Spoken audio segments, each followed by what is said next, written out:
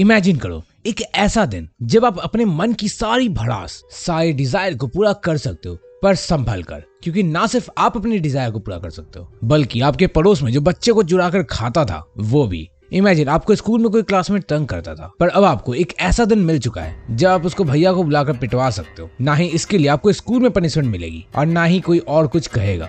आप बगल वाली दुकान के पैसे, चॉकलेट सब कुछ चुरा कर भाग सकते हो और आपको इसके लिए भी कोई कुछ नहीं कहेगा और ना ही आपको जेल जाना होगा। मतलब गवर्नमेंट की तरफ से कोई रोक टोक नहीं। अरे सही में ऐसा मत करने लग जाना, नहीं तो बहुत मार पड़ेगी। यहाँ पर मैं एक फिल्म की बात कर रहा हूँ और इस फिल्म में for 12 hours 7 PM to 7 AM every crime is legal including murder, यानी कि आप जो चाहे वो कर सकते हो और इस 12 घंटे में आपको कोई कुछ भी नहीं कहेगा। मतलब कि आप लिटरली गन्स लेकर रोड पर चले जाओ, किसी जगह पर बॉम्ब फेंक कर पूरा इलाका धुआं धुआं कर दो, किसी के घर के ऊपर जेसीबी चढ़ा दो या फिर जो क्रिमिनल्स हैं उनको शूट आउट कर दो। आप जो चाहे इन 12 घंटे में वो सब कर सकते हो और आपको कोई भी किसी तरह की एक्टिविटी करने से मना नहीं करने वाला है। पर थोड़ा संभल कर रहना, क्योंकि इस दिन आपको भी कोई मारने के लिए आ सकता है। क्योंकि यूएसए में एक कल्चर है पर्ज, जिसका मतलब वहाँ के अनुसार 12 घंटों में जो किसी को मारते हैं या ऐसी कुछ भी इलीगल एक्टिविटी करते हैं वो शुद्ध हो जाते हैं। समझ लो कि जिस तरह हम गंगा नदी में डुबकी लगाकर अपने पाप धोते हैं और शुद्धिकरण करते हैं, उसी तरह ये लोग यूएस में पाप करके अपने पाप धोते हैं।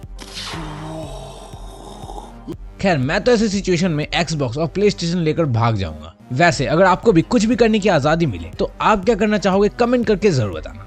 पर्ज सिर्फ एक फिल्म नहीं बल्कि पूरी फिल्म सीरीज है। मतलब इसके 4 पार्ट्स हैं, जिसमें ये पहली मूवी है। और पर्ज की ये मूवी 2013 में आई थी और ये फैमिली के अराउंड घूमती है, जो कि एक बहुत रिच फैमिली है और उनके फैमिली में बहुत स्ट्रॉन्ग सिक्योरिटी है जिससे कि इजीली ब्रेक नहीं किया जा सकता।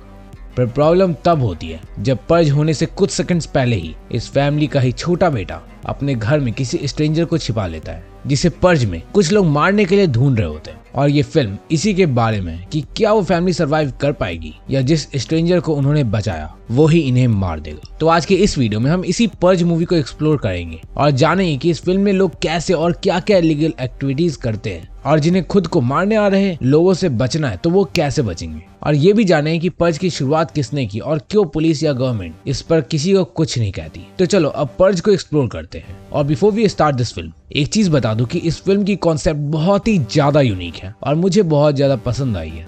तो हो सके तो इस वीडियो को एंड तक जरूर देखना। तो फिल्म शुरू होती है, लगता है अभी नहीं हुई है। तो फिल्म शुरू होने से पहले हमें दिखता है एक स्टेटमेंट, अमेरिका 2022 अनएम्प्लॉयमेंट सिर्फ 1% पर पहुंच चुकी है, क्राइम हमेशा के मुकाबले काफी ज्यादा कम हो चुकी है, वायलेंस अब शायद ही कभी होती है सिवाय एक एक्सेप्शन के।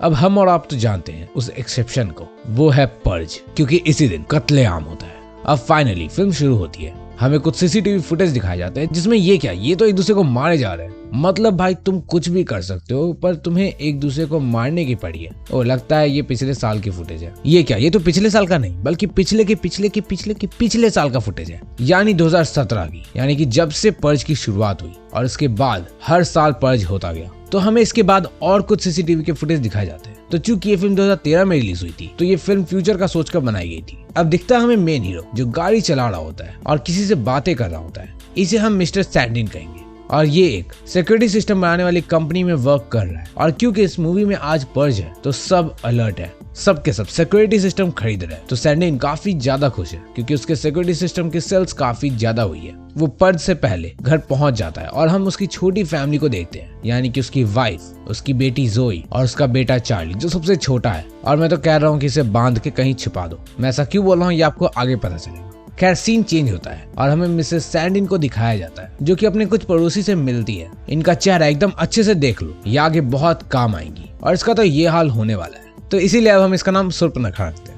अब सीन चेंज होता है और हमें पता चलता है कि इस फैमिली के अलावा भी इस घर में एक एक्स्ट्रा पर्सन है, यानी कि सैंडिन की बेटी जोई अपने बॉयफ्रेंड के साथ होती है, जिसका एक दूसरे से मिलना बंद है क्योंकि जोई अंडर एज है। अब जैसे ही मिस्टर सैंडिन घर पहुंचता है तो जोई का बॉयफ्रेंड भी घर से चला जाता है क्योंकि उसे भी पर्ज शुरू होने से पहले अपने घर पहुंचना है। अब हमें ये छोटी सी फैमिली एक साथ डिनर करते हुए दिखती है और जैसा कि वो हर साल करते आ रहे हैं, इस बार भी उनका पर्ज का प्लान सेफ रहने का है और सरवाइव करने का है। उनका प्लान काफी सिंपल और सही है। वो अपने घर को भी अच्छे से सील कर लेते हैं ताकि कोई उनके घर के अंदर ना आ पाए। पर सरवाइव करना और सेफ रहना इतना भी आसान नहीं है क्योंकि उनके सीसीटीवी में दिखता है कि घर के आसपास ही लोग एक दूसरे को हंट करने की तैयारी में निकले हुए हैं। अब फाइनली 7 बज जाते हैं और लाउड नॉइज के साथ अनाउंसमेंट होती है कि पर्ज की शुरुआत हो चुकी है। अब सभी इलीगल एक्टिविटी और क्राइम इंक्लूडिंग मर्डर सब कुछ लीगल है। अब सैंडिन के घर बहुत ही ज्यादा सिक्योर्ड थे तो उन्हें कोई दिक्कत नहीं थी, पर ज्यादा वक्त तक नहीं, क्योंकि हमें रियलाइज होता है कि घर में जोई का बॉयफ्रेंड भी चोरी छिपे रुका हुआ है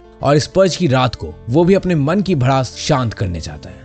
मतलब कि चूंकि मिस्टर सैंडिन जोई और उसके बॉयफ्रेंड को मिलने से रोकते हैं तो वो उनको खत्म कर देना चाहता है। अब देखो, मे भी आपको लगे कि इतनी छोटी सी बात पर कोई क्यों मारेगा, तो यार गवर्नमेंट ने खुद ये दिन अपनी भड़ास निकालने के लिए दी है तो ये तो होना ही है। खैर, मुसीबत इतनी सी ही नहीं है, बल्कि अभी एक और बड़ी प्रॉब्लम तो आने वाली थी जिसका डर था वही होता है। सैंडिन का बेटा चार्ली एक स्ट्रेंजर को सीसीटीवी में हेल्प मांगते हुए सुन लेता है और वो उसे अपने घर के अंदर बुला लेता है। और प्रॉब्लम तब और ज्यादा बढ़ जाती है जब चार्ली घर में जिस स्ट्रेंजर को बुलाया होता है उसके सामने ही जोई का बॉयफ्रेंड सैंडिन पर फायरिंग करने लगता है। खैर, सैंडिन को इस फायरिंग में कुछ नहीं होता है, पर जोई का बॉयफ्रेंड ही मारा जाता है।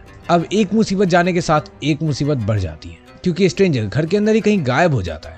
अब क्या वो स्ट्रेंजर जिसे चार्ली ने घर के अंदर बुलाया वो इनको मार डालेगा, या जिस तरह चार्ली ने उसकी हेल्प की उसी तरह वो भी इनकी हेल्प करेगा, ये तो हमें आगे ही पता चलेगा। पर उससे पहले अगर आप यहाँ तक देख लियो तो यार लाइक कर दो। टारगेट रखते हैं 1500 लाइक्स का, और यार चैनल को सब्सक्राइब करके बेल आइकन दबा देना। आई प्रॉमिस, अगर 1500 लाइक्स का टारगेट पूरा हो गया तो मैं इसी तरह और भी ज़ॉम्बी मूवी को एक्सप्लेन करूंगा। अब देखो, आपको एक बात बता दूं कि चूंकि पर्ज एक तरह का फेस्टिवल है तो कोई भी किसी और के पर्ज के बीच में नहीं पड़ता है, और अगर कोई किसी के पर्ज के बीच आता है तो उसे भी मरना होता है। तो यहाँ चूंकि उस स्ट्रेंजर को सैंडिन फैमिली ने घर में जगह दे दी थी तो उसके पीछे कई और लोग भी सैंडिन के घर तक पहुंच जाते हैं जो काफी वियर्ड मास्क लगाए हुए थे। ये वही लोग थे जिनसे स्ट्रेंजर डर के भाग रहा था। अब मास्क पहनी हुई गैंग उसके सामने कंडीशन रखती है कि अगर वो कुछ टाइम फ्रेम के अंदर उस स्ट्रेंजर को जिंदा वापस नहीं कर पाई तो ये गैंग उस स्ट्रेंजर के साथ साथ पूरे सैंडिन फैमिली को ही मार दे। और ये अपनी बातों को लेकर काफी ज्यादा सीरियस थे, और ये हम इस बात से ही समझ सकते हैं कि जब गैंग का लीडर कुछ बोल रहा होता है तो बीच में उसका साथी इंटरप्ट करता है और तुरंत बाद हमें दिखता है कि उस गैंग का लीडर अपने ही साथी को मार देता है। तो हम समझ सकते हैं कि ये गैंग कितनी ज्यादा खतरनाक है, और जब ये अपने साथी को नहीं छोड़ रहे तो सैंडिन तो दूर की बात है। अब वो गैंग सैंडिन के घर की पावर कट कर देते हैं और इनकी उल्टी गिनती शुरू हो जाती है। अब देखो, आपको ऐसा लग रहा होगा कि इन्हें क्या दिक्कत, इनके पास तो महंगी सिक्योरिटी सिस्टम है, पर नहीं, मिस्टर सैंडिन को पता होता है कि ये सिक्योरिटी सिस्टम ज्यादा लंबा नहीं टिकेंगे, इसलिए वो स्ट्रेंजर को ढूंढने निकल जाते हैं। अब मिस्टर और मिसेस सैंडिन तो स्ट्रेंजर को ढूंढने निकल जाते हैं, पर चार्ली उनके अपोजिट था और वो स्ट्रेंजर को अपने सीक्रेट लोकेशन पर छिपा देता है। कुछ देर में जोई भी अपने भाई के सीक्रेट लोकेशन पर छिपने के लिए जाती है, और चूंकि जोई के हाथ में गन होता है तो स्ट्रेंजर जोई के गन को छीन लेता है और बोलता है कि उसे भी पर्ज को सरवाइव करना है। खैर, शुरुआत में तो मिस्टर सैंडिन उस स्ट्रेंजर को अपने कंट्रोल में कर लेते हैं और उनका मन इस स्ट्रेंजर को उस गैंग को वापस देने का होता है, पर बाद में दे रियलाइज कि फिर उनमें और उस गैंग में फर्क ही क्या रह जाएगा, और वो भी उस स्ट्रेंजर के मरने के रिस्पॉन्सिबल हो जाएंगे। इसलिए सैंडिन फैमिली स्ट्रेंजर की लाइफ सेव करने का और उस गैंग से फाइट बैक करने का डिसाइड करती है। अब टाइम अप हो चुका था, तो ट्रक की हेल्प से गैंग उनके सिक्योरिटी सिस्टम को तोड़ देती है और उनके घर के अंदर घुस जाती है। अब देखो, चूहे बिल्ली की रेस शुरू हो चुकी थी और धीरे धीरे मिस्टर सैंडिन उस गैंग के सभी मेंबर को मार देते हैं, पर बाजी पलट जाती है और गैंग का मेंबर मिस्टर सैंडिन के पेट में नाइफ गाड़ देता है और उन्हें मार देता है। अब ये ऑब्वियस है कि मिस्टर सैंडिन के मरने के साथ ही उनकी फैमिली का मरना भी तय है, पर अब होता है सबसे बड़ा प्लॉट ट्विस्ट, और शूर्पणखा यानी कि सैंडिन की पड़ोसी कुछ और पड़ोसी के साथ एक एक करके गैंग को मारने लगती है, और यहाँ तक कि गैंग के सभी मेंबर्स को भी मार देती है। पर गैंग लीडर अभी भी जिंदा था और वो सैंडिन्स को मारने ही वाला था, पर जोई राइट टाइम पर आकर गैंग लीडर को मार देती है।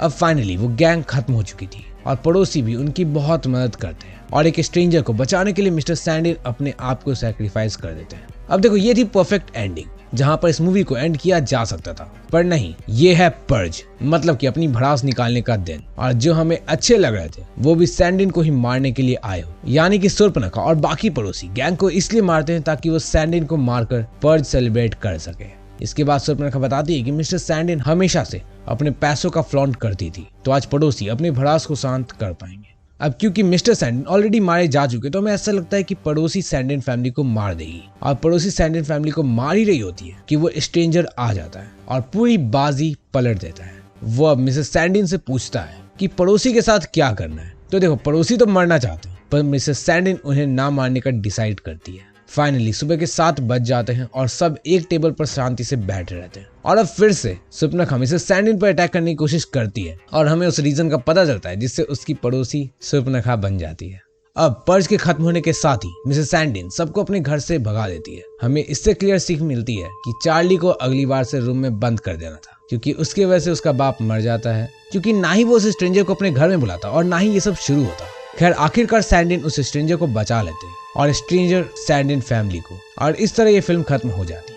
अब देखो पर्ज की शुरुआत कैसे हुई, क्यों यूएसए जैसी कंट्री ने ऐसा डेडली फेस्टिवल सेलिब्रेट करने का डिसाइड किया, और कैसे आप पर्ज को बीट करके सरवाइव कर सकते हो। तो अगर आप चाहते हो कि मैं पर्ज को सरवाइव करने और इसके ही जैसे होने वाले रियल लाइफ इवेंट पर वीडियो बनाऊं, और अगर आप यहाँ तक वीडियो को देख लियो तो यार कमेंट में पर्जिंग लिख देना। वैसे ये तो बात रही पर्ज की, पर अगर आपको रियल लाइफ में होने वाले स्क्विड गेम के बारे में जानना है तो लेफ्ट साइड पर क्लिक करके देख लेना।